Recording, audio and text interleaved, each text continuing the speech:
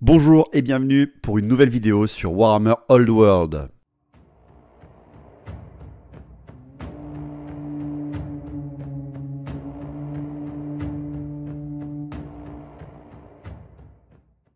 Donc, je vous résume aujourd'hui l'article qui est sorti dernièrement de Game Workshop qu'ils ont appelé Morale et Psychologie, une espèce d'explication un peu plus poussée de qu'est-ce qu'il se passe après une défaite ou une victoire lors d'un corps à corps, donc la version qu'on a vue avant, la vidéo qu'on a vue avant, et il nous donne aussi quelques petits pitchs, quelques petites données sur la psychologie en elle-même, donc des règles spéciales, et surtout il nous détaille la peur et la terreur.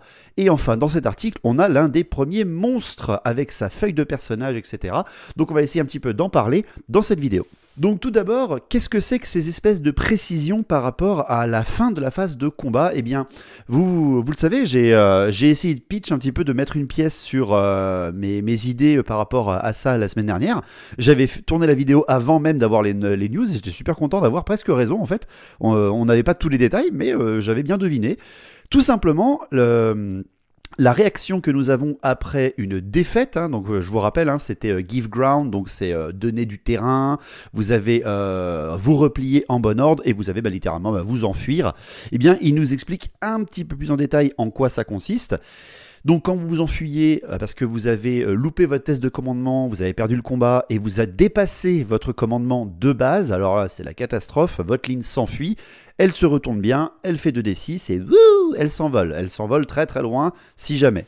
L'article nous précise quand même que comment ça se passe si vous vous enfuyez à travers des ennemis, à travers des unités alliées, ou même si vous avez un décor sur votre chemin ou un bord de table. Eh bien, contrairement à Warhammer Battle tout court, si vous traversez une unité amie, vous êtes à l'abri. L'unité amie, c'est pas précisé si elle devra faire un test de commandement ou pas, mais en tout cas restera là et prendra la suite derrière vous. Si vous touchez un bord de table, vous êtes définitivement mort, ça veut dire que vous avez quitté le champ de bataille, et surtout, c'est la petite nouveauté qu'on a avec Old World, vous contournez les décors pour éviter de rentrer dedans. Bon, même en fuite, ça se fait toujours bien, pour éviter d'avoir des décors qui vous one-shot aussi, comme dans les vieilles versions de Old World. Et bien évidemment, si l'adversaire vous poursuit, et c'est expliqué dans l'article que si jamais il fait un score qui lui permet de revenir au contact avec vous, lui aussi sur 2d6, et bien là, il vous mange définitivement, vous êtes mouru. C'est comme ça que ça marche, et ça a toujours marché comme ça. Par contre, vous avez l'autre, la nouvelle manière de reculer, rappelez-vous, c'est le reculer en bon ordre, se replier en bon ordre. Donc ça, je rappelle bien, c'est si jamais vous avez échoué votre test de commandement modifié, mais que vous avez réussi votre test de commandement tout court. Vous avez commandement 8, vous avez perdu 3, vous devez faire 5 ou moins, mais vous avez fait 7, vous avez loupé votre test de commandement modifié, mais vous êtes toujours dans votre commandement de base. Et bien là, vous allez vous replier en bon ordre. Et comment ça se passe? Eh bien, vous allez vous enfuir de 1d6. Vous allez vous enfuir de 1d6, donc tourner le dos à l'adversaire, vous enfuir de 1d6, et l'article nous explique que vous allez vous retourner immédiatement avant même la réaction de l'adversaire, parce que je vous rappelle bien que ça se passe avant la 4e sous-phase du combat, c'est-à-dire les poursuites de l'adversaire. Et donc à partir de là, une fois que vous allez reculer, eh bien vous allez vous reformer, et si l'adversaire vous repoursuit, eh bien ça veut dire qu'il va refaire une charge, et donc il aura bien ses bonus de charge, comme on l'avait dit, comme on avait mis la pièce dessus, et ça fait plaisir. Enfin, la dernière petite précision que nous avons, c'est le donner du terrain, et la donnée du terrain, eh bien c'est tout simple, vous allez tout simplement rester face à l'adversaire, vous n'allez pas vous retourner, vous barrer avec un dé aléatoire, vous allez juste reculer de 2 pas. Voilà. C'est tout simple. C'est précisé dans l'article, vous reculez de 2 pas si vous avez tenu votre test de commandement modifié. C'est-à-dire que vous n'allez pas rester sur place, vous allez quand même reculer. C'est précisé si c'est possible. Donc ce n'est pas pris en compte, ça n'est pas détaillé si tu touches un bord de table, genre les lignes des nains. Voilà, on va voir un petit peu s'il précise cette règle plus tard. On l'espère bien sûr pour éviter qu'il y ait des petits problèmes. La seule chose qui est intéressante, c'est qu'on me l'a posé en stream, cette question, et j'avais pas vraiment fait attention, mais sur l'article, c'est précisé un petit peu. Si c'est un combat multiple, on part de quel côté? On se retourne par rapport à qui? Eh bien, c'est précisé dans l'article qu'il y a la force d'unité qui revient. l'espèce de scoring de force d'unité. Alors pour ceux qui s'en rappellent, la puissance d'unité de la V6 ou de la V7, hein, il y avait des figurines qui avaient une puissance d'unité. Ça a disparu en V8, hein, ce fonctionnement. Et apparemment, ils vont peut-être nous remettre ça. Donc est-ce que ça viendra du nombre de rangs? Est-ce que ça viendra tout simplement de la puissance d'unité des figurines qu'on pourra avoir dans les tableaux? Ça, va falloir qu'on attende. Mais apparemment, on va s'enfuir du côté de l'unité la plus puissante par rapport à nos adversaires. Alors, l'autre partie de l'article, comme je vous le disais, ça parle de la psychologie et des règles qui tournent autour de la psychologie dans le jeu. Il y en a beaucoup et ils les ont représentées tout simplement par rapport à des règles génériques du jeu. On a bien évidemment la frénésie, on a la peur, la terreur, on a la stupidité qui sont rementionnées et surtout bien sûr on a la haine qui est représentée et nous avons aussi bien sûr la ténacité. Ils n'ont pas reparlé de l'indomptabilité dans ces règles, qui est quand même un petit peu en lien avec la psychologie et le commandement. Donc peut-être que cette règle d'indomptabilité de la V8 va disparaître. Encore une fois, on n'en sait rien. Ils nous ont présenté des choses. Par exemple, il n'y a pas immunisé à la psychologie dans l'article, juste dans cette phrase-là. Pourtant, ils en parlent un peu plus loin dans l'article. Donc, immuniser à la psychologie, ça veut dire que vous ignorez la panique, la peur et la terreur. Bon, que voulez-vous, on ne peut pas tout avoir dans un petit article de Games Workshop, sinon on aurait déjà toutes les règles. Alors, Games Workshop nous a détaillé 2 de ces règles. Ils nous ont détaillé 2 de ces règles et ces 2 règles sont changeantes par rapport à la V8. Je pense que c'est pour ça surtout qu'ils nous les ont présentées. C'est la peur et la terreur. Alors, dans la dernière version de Games Workshop, la peur était presque optionnelle. Malheureusement, elle avait perdu beaucoup d'influence. Par contre, dans les versions d'avant, c'était un petit peu abusé à des moments aussi, hein, dans la V6 ou de la V7. Si tu t'enfuis ou je crois que si tu perdais un test de commandement contre de la peur ou de la terreur et que tu t'enfuyais, tu te faisais directement bouffer. Enfin bref, c'était peut-être un peu trop. Et là, j'aime bien ce qu'ils ont fait. J'aime bien la méthode qu'ils ont faite par rapport à cette règle de peur et de terreur. Donc ce sont bien 2 règles différentes. Les morts-vivants, par exemple, ont tous la peur. Certains des monstres les plus puissants possèdent la terreur. Donc qu'est-ce que ça implique d'avoir la peur? Eh bien déjà, si vous chargez une unité qui provoque la peur, donc vous êtes 20 impériaux, vous chargez 20 guerriers squelettes, et bien quand vous allez arriver au contact, vous allez devoir faire un test de commandement, et si vous l'échouez, donc là il n'y a pas de modificateur, ce n'est pas un résultat de combat, c'est juste votre commandement de base, et bien si vous le réussissez, vous n'aurez pas de malus, si vous l'échouez, vous aurez -1 pour les toucher, ce qui est un petit peu différent de la règle qu'on avait en V8, parce que si vous échouez votre test de peur au corps à corps, eh bien vous aviez CC1, donc vous tombiez très très bas. Là au moins vous avez juste -1 pour toucher, ce qui fait que même si vous touchez les gars sur du 2+, parce que vous êtes des chevaliers du Graal ou des ducs bretoniens, eh bien là vous aurez juste un 3 pour les toucher, ça va, c'est pas trop cher payé. En revanche, le même article et la même phrase par rapport à la règle de peur nous précise que si on veut charger une unité qui provoque la peur, mais qui a encore à nouveau la force d'unité plus grande que nous, donc il y a encore cette idée de force d'unité qui revient, encore une fois on ne sait pas comment ils vont la calculer, et bien là si on veut charger une unité qui provoque la peur mais qui a plus de force d'unité que nous, on va devoir aussi faire un test de commandement. Donc ça, voilà, ça commence déjà à les faire. On va peut-être rester sur place et ne pas pouvoir charger après avoir loupé un test de commandement contre des unités qui provoquent la peur. Oh, les pauvres gobelins, ça va être très dur pour eux. Donc ensuite, pour la terreur. Alors là, la terreur, ils nous disent qu'elle est encore pire que la peur. C'est pas précisé que les 2 règles se cumulent. Je ne sais pas, je vais pas vous mentir, je ne sais pas si ça se cumule, mais il rajoute des petites règles pour la terreur, par exemple. La terreur, quand une créature qui provoque la terreur nous charge, on doit faire un test de commandement, et ça c'est plutôt logique, quand tu as une énorme Arachnarok ou un Dragon Hog Shagot qui te fonce dessus, tu m'étonnes que tu serres un petit peu les fesses.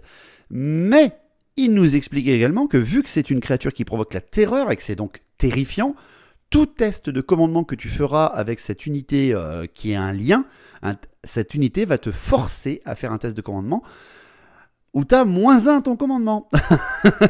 Ah, super, merci beaucoup. Donc les gobelins qui ont commandement 5, les gobelins de la nuit qui ont commandement 5, ils vont avoir un test de commandement quand ils sont chargés par une créature de la terreur à commandement 4. C'est pas génial. C'est pas génial. Je vous rappelle que le commandement c'est 2D et il faut faire moins ou égal au test de commandement. Donc il faut faire un petit jet. Mais voilà, j'aime beaucoup cette idée. Et si jamais on loupe son test de commandement quand une créature de la terreur nous charge, on va pas pouvoir tenir notre position, on va que s'enfuir, ce qui fait qu'elle pourra très facilement nous rattraper et nous bouffer. L'article nous détaille une dernière des petites règles spécifiques, c'est la frénésie. Alors ça, au moins, ça ne change quasiment pas. Tout simplement, ça ne change quasiment pas. Vous avez la frénésie qui vous accorde, avec les figurines qui la possèdent, une attaque supplémentaire, même si vous n'avez pas une attaque physique supplémentaire, une arme en plus. Donc ça, c'est toujours intéressant. Elle vous immunise également, comme c'est précisé dans l'article, de la peur et de la terreur, parce que vous êtes frénétique, vous avez un guerrier de corne qui voit un dragon Chagot lui foncer dessus, bah lui il écarte les haches et il fait oui, voilà, c'est comme ça. On a littéralement la scène du trailer Total War Warhammer 3 contre Azazel et le gars qui... J'adore cette image. Et surtout, ça nous explique également que, eh bien, apparemment, les unités frénétiques devront toujours charger les unités les plus proches. Et il n'y a pas de précision que tu dois faire un test de commandement pour les maintenir. Et ça, je trouve ça génial. Alors j'espère quand même qu'on va pouvoir les contrôler, les unités frénétiques, parce que sinon mes cavaliers sauvages de Kurnouz vont poser problème, plus qu'ils ne vont apporter de la puissance.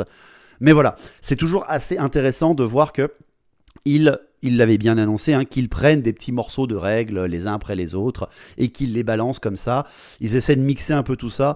L'idée est intéressante, à voir encore une fois, à tester et à voir aussi qu'est-ce qu'ils vont donner en livre de règles physiques et purs par rapport à tout ça.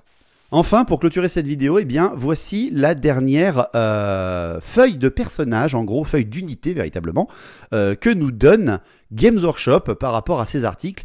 Ils nous font l'expérience, entre guillemets, d'un dragon ogre Chagot. Qu'est-ce que c'est sur un champ de bataille? Ils nous donnent toutes ses caractéristiques de jeu, sauf sa valeur en points, et ça, bien évidemment, ils le gardent pour eux, et aussi ses règles spéciales. Et ça, il y a quand même des trucs intéressants.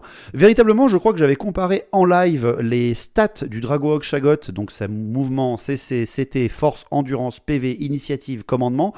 Je crois que j'en ai oublié un, mais c'est pas grave. Et nombre d'attaques.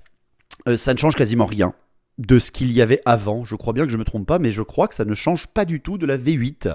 Donc bon, bah, ça veut dire que techniquement, nos stats qu'on a connus en V8 vont pas trop changer. On avait vu qu'il y avait des stats de commandement, des squelettes, de l'initiative des trolls, etc., qui n'avaient pas l'air d'être trop changés non plus. Donc ils ont l'air d'avoir laissé le jeu équilibré en termes de statistiques en tout cas. Par contre, ce sont les règles spéciales qui apparaissent. Alors, je vais pas trop regarder la caméra parce que je les ai derrière et il y en a beaucoup. Donc vous avez la fameuse Armor Bane et Armored Hide.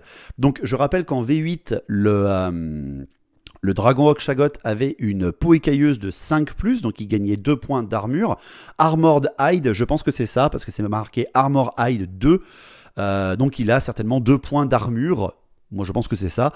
Derrière après vous avez le Armor Bane. Alors là ça fait encore beaucoup de débats sur Twitch. Il y en a qui pensent que ça t'enlève directement 1 point d'armure. Je suis plutôt d'accord avec eux. Si tu as Armor Bane 1, tu enlèves direct 1 point d'armure, même si tu n'as pas la force suffisante pour enlever ça, ou que tu n'as pas de la PA sur ton arme. On verra. Moi je pense que c'est plutôt ça. En gros il frappe tellement fort tout le temps qu'il t'enlève 2 points d'armure, le Dragon Ogre Chagot. Ça serait plutôt logique parce qu'on sait qu'il a force 6. Ça resterait logique, entre guillemets. Vous avez donc le Close Order, donc il ne peut être que en Close Order. Rappelez-vous, ça c'est dans la phase de mouvement qu'on en a parlé. Il y a le Close Order, le Open Order, qui sont tous les deux les formes de combat qu'on peut avoir en termes de régiment. Ne vous inquiétez pas, il ne peut pas être en régiment, c'est juste qu'en fait, il ne peut pas être en colonne de marche. Et je vous rappelle que les colonnes de marche, c'est x3 au mouvement quand tu bouges. Et ça lui ferait des mouvements de 21 pas. Donc ils ont bien précisé, lui il peut être que en close order, ce qui est plutôt logique. Ils ont bien annoncé que le close order était c'est la version de régiment et donc de figurine qui pourra être la plus représentée dans le jeu. Vous avez le Unsorcered Weapons, donc le gars il a des armes ensorcelées. Voilà, donc je pense que c'est en lien avec son Armor Bane. Il a la fameuse règle immunisée à la psychologie, Immune to Psychology. Bon, bah là, c'est sûr que le gars, il va pas avoir peur, pas de terreur, pas de panique. C'est plutôt logique, hein. C'est une énorme bestiole qui, je vous rappelle, qui mange des éclairs, donc c'est un peu, c'est un peu logique. Il y a la Large Target, donc on a à nouveau le retour de la grande cible, et ça fait plaisir. Est-ce qu'il y aura des bonus de la grande cible pour toucher au tir, comme dans les vieilles versions, ou bah, juste parce que tu pourras pas te cacher derrière un bâtiment, comme dans la V8 ? Espérons qu'on pourra plus facilement tirer quand même sur une large cible. Vous avez la Stomp attaque, ça c'est toujours rigolo, donc le piétinement qui revient également, mais qui n'a pas l'air d'être une règle piétinement en rapport au monstre, ou l'infanterie monstrueuse. Ça a l'air d'être spécifié par figurine. Là vous avez le piétinement furieux qui te donne 1 des 3 plus une attaque, alors qu'avant c'était 1 des 6 tout court. Ben pourquoi pas, hein, moi ça me va.